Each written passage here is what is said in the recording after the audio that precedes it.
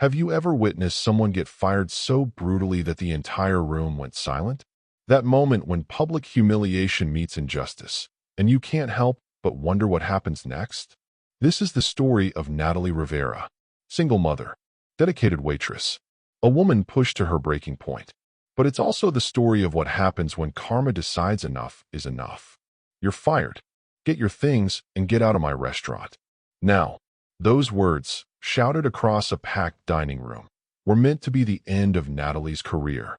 Instead, they became the beginning of something no one saw coming, especially not the man who uttered them.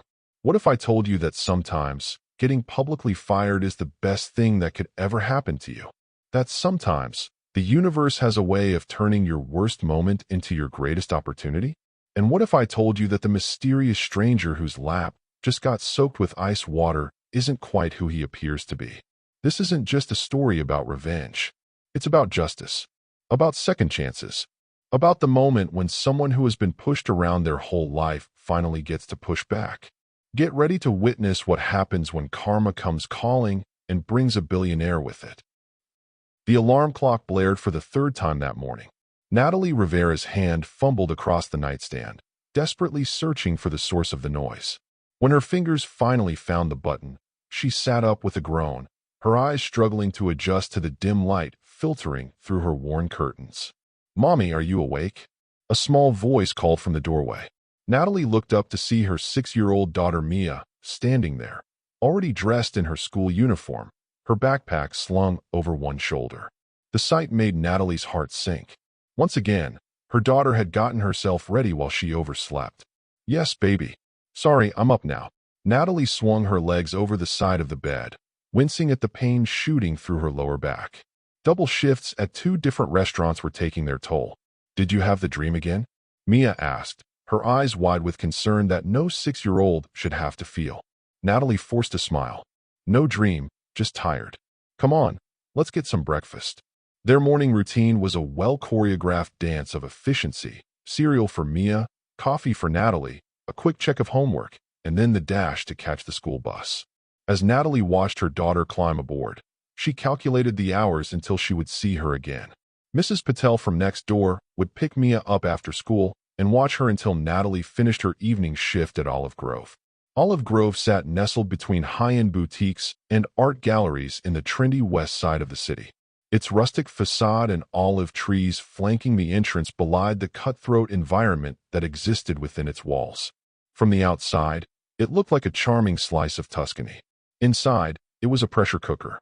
Natalie arrived for her shift 15 minutes early, as always.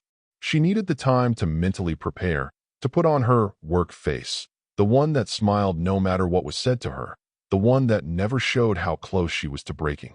"You're blocking the entrance," a sharp voice barked. Natalie jumped aside as Matthew Reynolds pushed past her into the restaurant. At 52, Matthew had the physique of someone who enjoyed the finest foods his establishment offered, but never lifted anything heavier than a wine glass. His thinning hair was meticulously combed over, and his designer suits couldn't quite hide his expanding waistline. "Sorry, Mr. Reynolds," Natalie murmured, though he was already too far away to hear. The staff entrance led to a narrow hallway where lockers lined one wall. Natalie found hers and quickly changed into her uniform: crisp white shirt, black slacks, and the signature Olive Grove green apron. As she tied her dark hair back into a neat ponytail, she caught a glimpse of her reflection in the small mirror she kept inside her locker door. Dark circles shadowed her eyes, making her look older than her 28 years. "Hey, Nat, rough night." Natalie turned to see Diego, one of the line cooks, hanging up his jacket. "Just the usual. Mia had a nightmare. Then I picked up a late shift at the corner diner." She closed her locker. "Is he in a mood today?" Diego rolled his eyes. "When is he not? But yeah, especially today. The health inspector is coming next week, and he's freaking out about it." "Great," Natalie sighed. "Just what we need. Hey, at least it's Friday. Should be busy enough that he'll stay in the office counting money instead of breathing down our necks." Natalie nodded, though they both knew Matthew never stayed in his office for long. He liked to patrol the restaurant floor, pointing out every minor flaw, every slightly imperfect fold of a napkin. The pre-shift meeting was tense. Matthew paced in front of the assembled staff, his face flushed with irritation. The Baxter party canceled their reservation for tonight, he snapped. That's a table of 8 gone. I expect you all to push the specials hard to make up for it. And if anyone gets a complaint, they can find somewhere else to work. Understood. Heads nodded in silent agreement. No one dared to speak. Natalie, Matthew turned his gaze on her. Table 12 has requested you specifically. Apparently, you've made quite an impression on the Wilsons. Don't screw it up. Yes, sir, Natalie replied, a small flicker of pride warming her chest. The Wilsons were regulars, a lovely older couple who always left generous tips and asked about Mia. They were one of the few bright spots in her work week. As the staff dispersed to begin their shifts, Natalie felt a tap on her shoulder. It was Zoe, a newer server who had started just a month ago. How do you do it? Zoe asked, her voice barely above a whisper. Do what? Stay so calm when he talks to you like that. Natalie shrugged. 6 years of practice. And a daughter who needs food on the table. The restaurant filled quickly as the evening wore on. Olive Grove was the place to be seen on Friday nights, with its ambient lighting, rustic Italian fare, and prices high enough to keep out anyone who wasn't at least upper middle class. Natalie moved between tables with practiced ease, balancing plates along her arm, memorizing orders without writing them down, and somehow managing to make every guest feel like they were her only priority. At table 12, the Wilsons beamed at her as she approached. Natalie, dear. Mrs. Wilson reached out to squeeze her hand. How's your little girl? She's wonderful, Mrs. Wilson. Just started learning multiplication tables. So smart, just like her mother, Mr. Wilson chimed in. We brought something for her. He handed Natalie a small wrapped package. Just a book we thought she might enjoy. Natalie's eyes welled up. You didn't have to do that. We wanted to, Mrs. Wilson insisted. Now, we'll have the usual, dear. As the night progressed, the restaurant reached its peak capacity. Every table was filled, the bar was 3 people deep, and the kitchen was firing on all cylinders. Natalie had just delivered the Wilsons' entrees when she noticed Matthew escorting a solitary diner to one of her tables.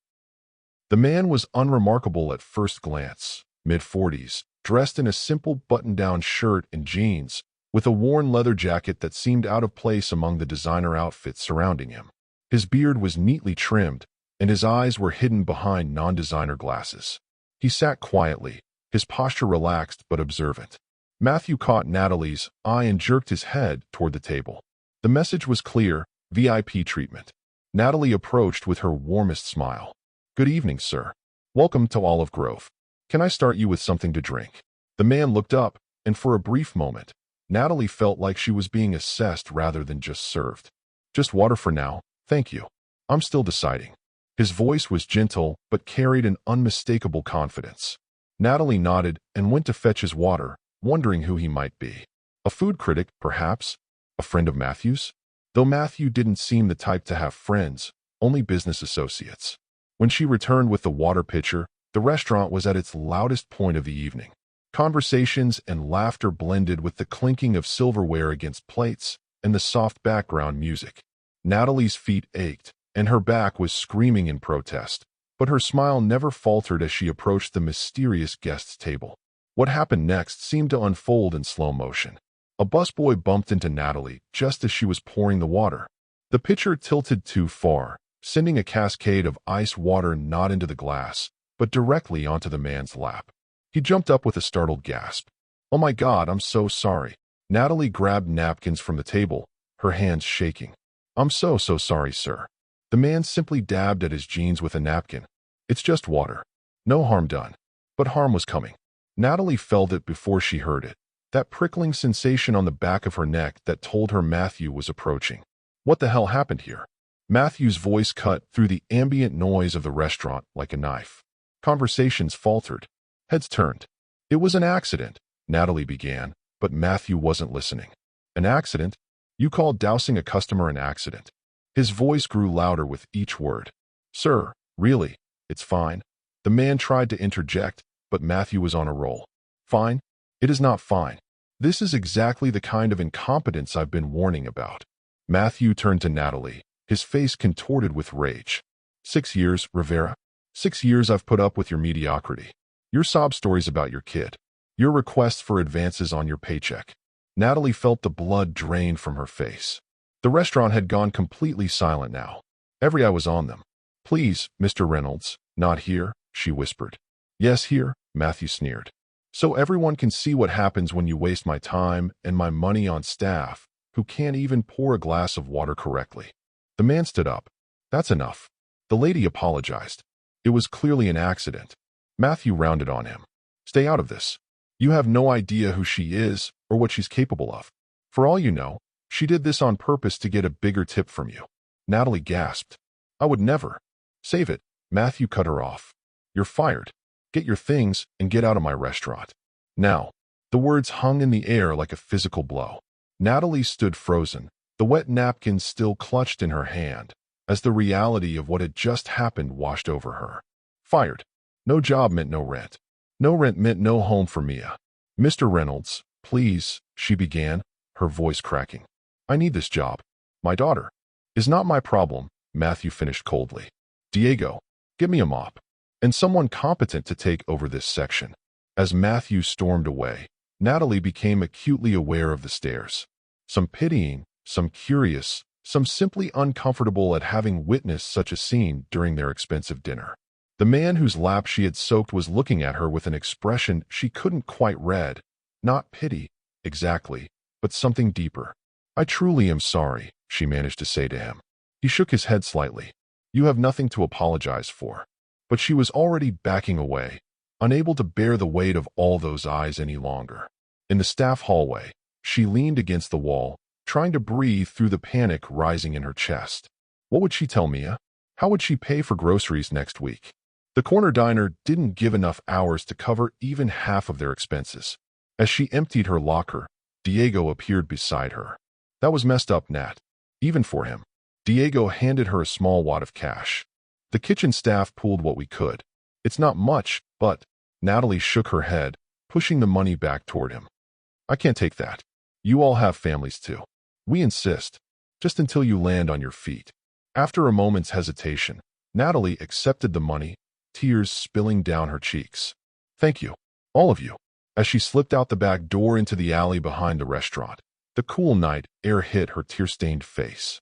She stood there for a moment, clutching her bag to her chest, wondering how she was going to tell her daughter that Mommy had lost her job because she spilled some water. "Excuse me, Ms. Rivera?" Natalie whirled around to find the man from the restaurant standing a few feet away, his jeans still showing dark patches from the water. "How do you know my name?" she asked, instantly wary. The man took a step forward, extending his hand. "Jimmy Porter, and I'd like to make you a proposition." Natalie stared at the outstretched hand before her, hesitation written across her face. The alley behind Olive Grove was poorly lit, and despite the man's seemingly friendly demeanor, years of city living had taught her caution. "Jimmy Porter," she repeated, not taking his hand. "Look, I appreciate whatever you're trying to do here, but I'm not in the mood for charity or pity right now." Jimmy lowered his hand and nodded, respecting her space. "Fair enough. Neither am I offering charity nor feeling pity. What I am offering is a business opportunity." A bitter laugh escaped Natalie's lips. "Business opportunity? I just got fired in front of a restaurant full of people. My reputation in the service industry in this city is probably ruined. And you want to talk business?" "Actually, yes."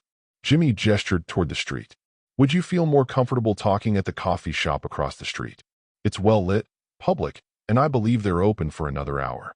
Natalie glanced at her watch. Mrs. Patel had agreed to watch Mia until 11, which gave her another 2 hours. What did she have to lose? "Fine, but I'm buying my own coffee." Jimmy smiled. "I wouldn't have it any other way." The coffee shop, aptly named Night Owl, was quiet at this hour. Only a few patrons occupied the tables, most of them students with laptops or books spread before them. Natalie and Jimmy found a corner table, and true to her word, Natalie purchased her own black coffee before sitting down. "So, Mr. Porter." "Jimmy, please." "Jimmy," she corrected. "What kind of business opportunity could you possibly have for someone like me?" Instead of answering immediately, Jimmy removed his glasses and rubbed the bridge of his nose. Without them, his eyes were sharp and intelligent, calculating in a way that made Natalie wonder who this man really was. "Do you know who I am, Natalie?" She shook her head. "Should I?" A genuine smile spread across his face. "That's refreshing. Most people in the hospitality industry would recognize me, which is why I try to dine incognito when I can. Are you some kind of restaurant critic? Natalie asked, suddenly wondering if her mishap had cost Olive Grove a good review. Not that she cared much about Matthew's success at this point. No, not a critic. I'm the founder and CEO of Porter Technologies. The name clicked instantly. Porter Technologies was one of the largest tech companies in the country, specializing in both consumer electronics and innovative software solutions. Their headquarters was based right here in the city. You're that Jimmy Porter? Natalie couldn't keep the surprise from her voice. He nodded, seeming almost embarrassed. The very same. Though tonight, I was just hoping to be Jimmy, a guy enjoying a quiet dinner. Why would a tech billionaire be eating alone at Olive Grove? Don't you have fancy business dinners to attend or something? Jimmy chuckled. Sometimes I need to remember what life is like beyond boardrooms and PowerPoint presentations. Besides, I was actually there to assess the restaurant. Assess it for what? Potential acquisition. Porter Hospitality is a subsidiary of my company. We own and operate several restaurants across the country. Natalie's eyes widened. You were thinking of buying Olive Grove? I was considering it. His expression darkened. But after witnessing how Matthew Reynolds treats his staff, I've decided against it. No restaurant with that kind of toxic leadership is worth my investment. Natalie wrapped her hands around her coffee cup, seeking its warmth. Well, I can't say I'm sorry to hear that. Matthew Reynolds doesn't deserve success. Which brings me to why I followed you out here. Jimmy leaned forward, his voice dropping slightly. I believe in karma, Natalie. Not in some mystical sense, but in the practical reality that how we treat others eventually circles back to us. That's a nice thought, Natalie replied. But in my experience, karma seems to take indefinite vacations when it comes to people like Matthew Reynolds. Perhaps karma just needs a little nudge sometimes. There was a glint in Jimmy's eye that piqued Natalie's curiosity. Tell me, how long have you been in the restaurant business? Almost 10 years. Started as a dishwasher when I was 18, worked my way up to waitressing, then began learning about wine and fine dining. Olive Grove was, she paused, correcting herself, is one of the most prestigious restaurants in the city. And in those 10 years, what have you observed about how restaurants succeed or fail? Natalie considered the question. It's not just about the food. The best restaurants have systems, efficient kitchens, well-trained staff, proper inventory management. But more than anything, they have heart. The successful ones treat their people right, which translates to how they treat their customers. Jimmy nodded, looking pleased with her answer. Exactly. Heart and systems. You can have the best location and menu in the world, but without those two elements, you're just another flash in the pan. He pulled out his phone and quickly tapped something before turning it to show Natalie. On the screen was a building, a beautiful converted warehouse with large windows and a patio area. Do you recognize this place? Natalie squinted at the image. That's the old Miller building on 4th Street, isn't it? It's been vacant for years. Not vacant anymore. Porter Hospitality purchased it 3 months ago. We've been renovating it to house a new restaurant concept, one that specializes in farm-to-table Italian cuisine with a modern twist.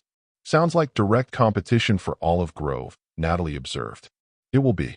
And that's where you come in. Jimmy put his phone away and leaned back in his chair, studying Natalie's face. 15 years ago, he began, his tone shifting to something more personal. I was working as a programmer for a major software company. I had developed a revolutionary algorithm that could have changed how data encryption worked. My boss took credit for it, and when I protested, I was fired, publicly, humiliatingly, much like you were tonight. Natalie's expression softened. What did you do? I started Porter Technologies in my garage. The rest, as they say, is history. Jimmy's eyes held a distant look, as if seeing through the years to that pivotal moment. The point is, sometimes getting fired is the best thing that can happen to you, if you use it as fuel rather than let it extinguish your flame. That's inspiring and all, Natalie said, but I'm not a tech genius with a groundbreaking algorithm. I'm a single mom who just lost her primary source of income. But you are a restaurant expert with 10 years of experience and insight into how one of the city's most successful establishments operates. Jimmy leaned forward again. My new restaurant, Hearthstone, needs a manager. Someone who understands both the front and back of house operations. Someone with heart.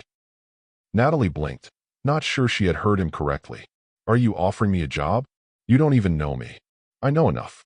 I watched you tonight, before the incident. I saw how you handled the elderly couple at table 12, the personal touch, the genuine care. I saw how the other staff looked to you for guidance. And I saw how, even when being publicly humiliated, you maintained your dignity. Managing a restaurant is different from waiting tables, Natalie protested, though her heart was beginning to race with possibility. Of course it is. Which is why you'll undergo a 3-month training program at one of our other locations before Hearthstone opens. Full salary during training, comprehensive benefits from day one, and a schedule that allows you to be home with your daughter every evening. It sounded too good to be true. Natalie had learned long ago that when something sounded too good to be true, it usually was. Why me? Seriously. There must be hundreds of qualified restaurant managers in this city who didn't just spill water all over you. Jimmy smiled. Sometimes the universe works in mysterious ways, Natalie. Or maybe I just have good instincts about people. Either way, I'm offering you a chance to turn tonight's humiliation into tomorrow's triumph. He pulled out a business card and slid it across the table. It was simple, elegant, just his name, title, and contact information. Take the weekend to think about it. Call me on Monday with your decision. Natalie picked up the card, running her thumb over the embossed lettering. And if I say yes, then we begin planning how Hearthstone will become the most successful restaurant in the city, while Olive Grove wonders where all their customers have gone. There was something in his tone that made Natalie look up sharply. Is this about giving me an opportunity or getting revenge on Matthew Reynolds? Jimmy's expression was unreadable. Why can't it be both? The question hung between them as Natalie contemplated the card in her hand. A fresh start. Benefits. Regular hours with her daughter. But also, potentially, a chance to see Matthew Reynolds get his comeuppance. I need to get home to my daughter, Natalie said finally, tucking the card into her purse. Jimmy nodded and stood. Of course. I'll wait for your call. As they parted ways outside the coffee shop, Natalie couldn't help but ask one last question. What would you have done if I hadn't spilled water on you tonight? Jimmy paused, a small smile playing at the corners of his mouth. I believe that when the right opportunity and the right person are meant to connect, the universe finds a way to make it happen. Don't you? With that enigmatic answer, he disappeared into the night, leaving Natalie standing under the street lamp with a strange mixture of hope and apprehension swirling in her chest. The weekend passed in a blur of anxiety and possibility. Natalie's mind raced with questions and doubts, but each time she looked at Mia, especially Sunday afternoon, when they were able to spend the whole day together rather than just stolen hours between shifts, she kept coming back to the same conclusion. Monday morning found Natalie sitting at her small kitchen table, Jimmy's business card propped up against the salt shaker, her phone beside it. Mia had already left for school, the apartment was quiet, and Natalie was on her third cup of coffee. Just do it, she muttered to herself, picking up the phone. She dialed the number before she could change her mind. He answered on the second ring. Jimmy Porter. Mr. Porter, this is Natalie Rivera. About your offer. 3 months later, Natalie stood in the empty space that would soon become Hearthstone. The renovation was nearly complete. The tables and chairs would arrive next week. The state-of-the-art kitchen equipment was being installed, and the bar was a gleaming testament to modern design meeting rustic charm. The training period at Porter Hospitality's flagship restaurant in the next city over had been intense, but exhilarating. Natalie had absorbed everything she could about inventory management, staff scheduling, cost control, and marketing. She had shadowed the executive chef, learning about menu planning and food costing. She had even taken a crash course in wine selection and pairing. But most importantly, she had learned about Jimmy Porter's philosophy of restaurant management: treat your staff with respect, empower them to make decisions, and create an environment where everyone feels invested in the restaurant's success. What do you think? Jimmy's voice came from behind her, startling Natalie from her thoughts. She turned to find him standing in the doorway, dressed casually in jeans and a button-down shirt, much like the night they had met. In the past 3 months, she had seen him in everything from impeccable business suits to t-shirts and sneakers when he rolled up his sleeves to help with some of the renovation work. It's coming together beautifully, Natalie replied, gesturing around the space. I still can't believe the transformation. Transformation is what I do best, Jimmy said, walking further into the room. Buildings, businesses, opportunities. Lives. Natalie added softly. Jimmy acknowledged this with a nod. Speaking of transformations, how's Mia adjusting to the new apartment?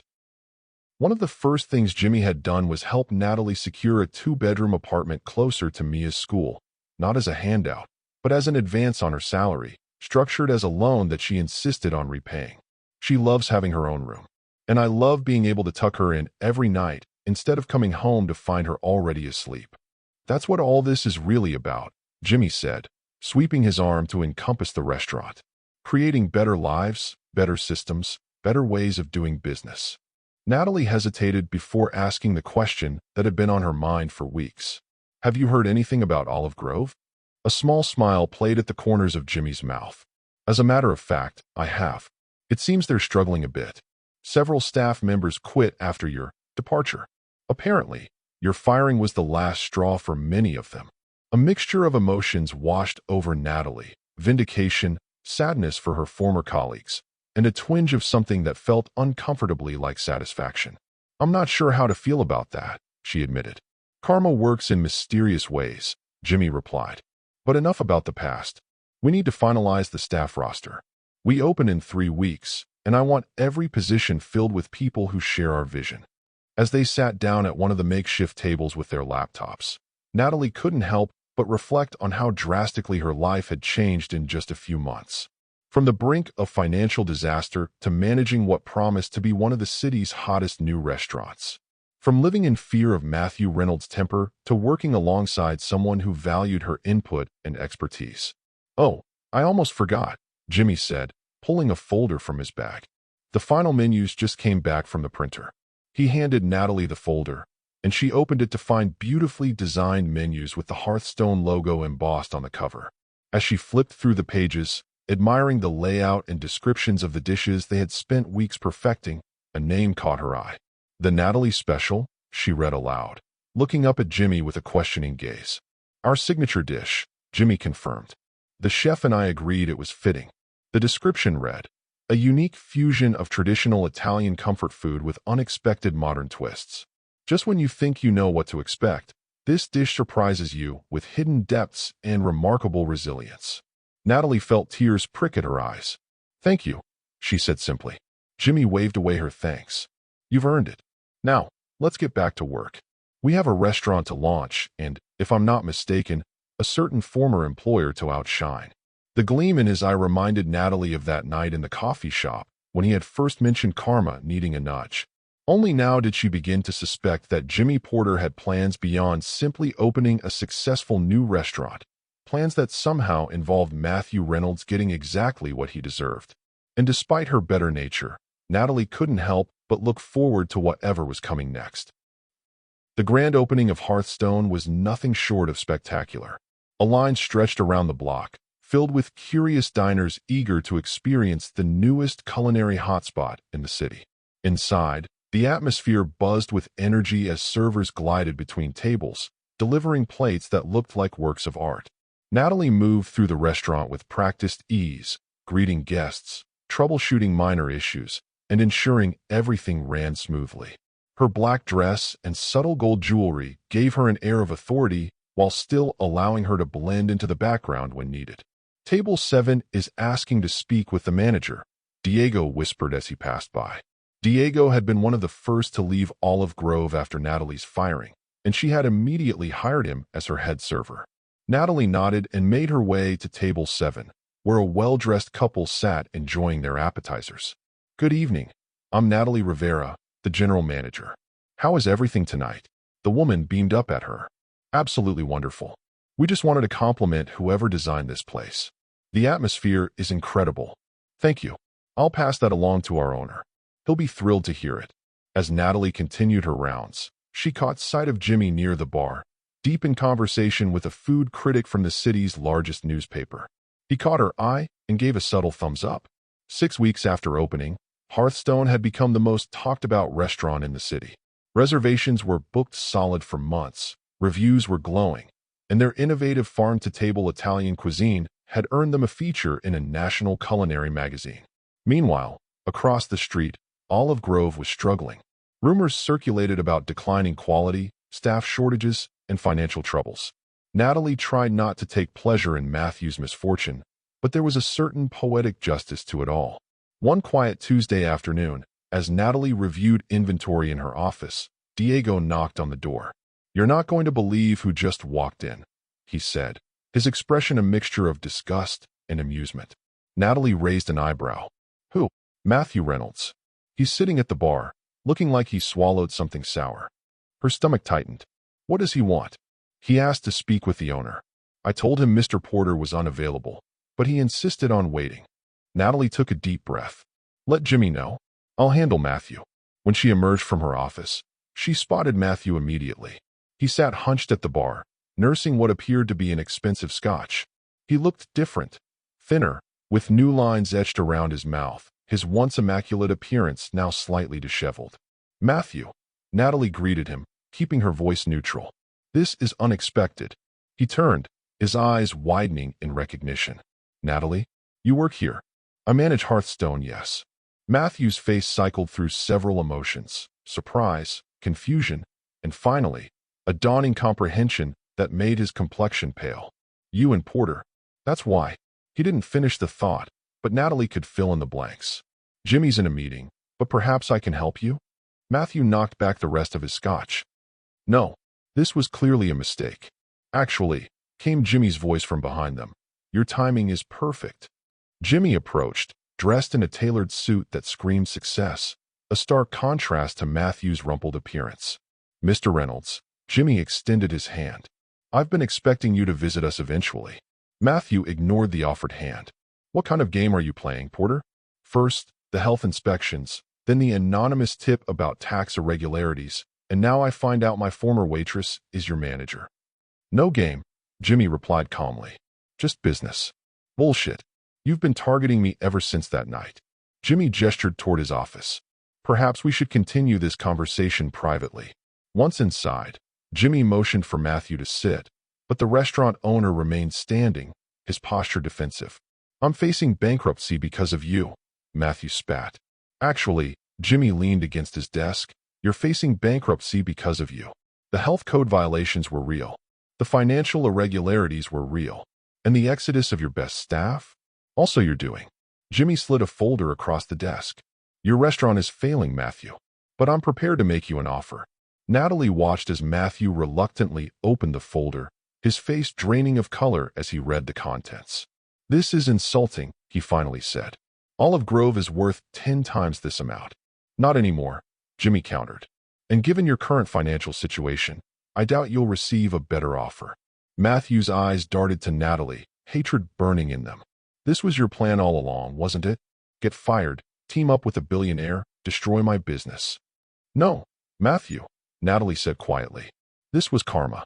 Something you never believed in while you were mistreating your staff for years. So this is revenge." Jimmy straightened. "I prefer to call it justice. You treated people like they were disposable, Matthew. Now you're experiencing what that feels like." Matthew threw the folder down. "I won't sell to you." "That's your choice," Jimmy shrugged. "But Porter Hospitality already owns your building. Your lease is up for renewal next month, and I'm afraid the new terms will be prohibitive." Matthew's face contorted with rage. "You can't do this." "I already have." Jimmy's voice remained steady. "However, my offer does include a position for you at Hearthstone, if you're interested." "A position? What position?" Jimmy smiled. "Dishwasher." The silence that followed was deafening. Matthew looked like he might explode, his fists clenching at his sides. "You're insane if you think I'd ever work for you." "Perhaps," Jimmy conceded. "But unlike you, I believe in second chances." "The offer stands." 3 months later, Natalie stood in the newly renovated space that had once been Olive Grove. The Porter Hospitality sign had been removed from the exterior, replaced with a simple wooden board bearing the name Gather Table. Inside, the pretentious decor had been replaced with warm, welcoming furnishings. The menu had been reimagined to offer affordable, family-friendly Italian cuisine. "Ready for the staff meeting?" Jimmy asked, joining her. Natalie nodded. "Just thinking about how much has changed." In the kitchen, a diverse team of culinary professionals prepared for the evening service. Among them, working diligently at the sink, was Matthew Reynolds, thinner, humbler, and 6 weeks sober. When Olive Grove had finally closed its doors, Matthew had been desperate. With mounting debts and a reputation in tatters, he had eventually accepted Jimmy's offer, not as a dishwasher, but as a kitchen assistant, with the condition that he seek treatment for his alcoholism. "How's he doing?" Natalie asked quietly. "Better," Jimmy replied. "His sponsor says he's taking the program seriously." As if sensing their gaze, Matthew looked up. The hatred was gone from his eyes, replaced by something Natalie never thought she'd see: gratitude. That evening, as families filled gather table, enjoying meals they could actually afford, Natalie watched from the host stand as Matthew emerged from the kitchen during his break. He approached an elderly couple, the Wilsons, who greeted him with warm smiles. "Is that who I think it is?" Jimmy asked, joining her. Natalie nodded. "The Wilsons. They used to request me at Olive Grove. They always asked about Mia." As if on cue, the door opened and 6-year-old Mia bounded in, followed by Mrs. Patel. "Mommy," Mia called, rushing to hug Natalie. "Did you see my art?" The teacher hung it in the hallway. "That's wonderful, baby." Natalie scooped her up. "Are you hungry? Should we have dinner with Mr. Jimmy?" Mia nodded enthusiastically. "Can we sit with the nice old people too?" Jimmy chuckled. "I think that can be arranged." As they made their way to the Wilsons' table, Natalie caught Matthew's eye. He gave her a small nod, not quite an apology, but an acknowledgement. Natalie returned it, realizing that true karma wasn't about revenge at all. It was about balance, restoration, and sometimes second chances. Gather table, Jimmy had once explained, isn't just a name. It's a philosophy. Everyone deserves a place at the table, even those who once denied others a seat. Natalie looked around at her new reality, her daughter happy, her career flourishing, and even her former tormentor finding his path to redemption. Sometimes karma needed a nudge, but eventually, the universe found its balance. And that was something worth gathering for.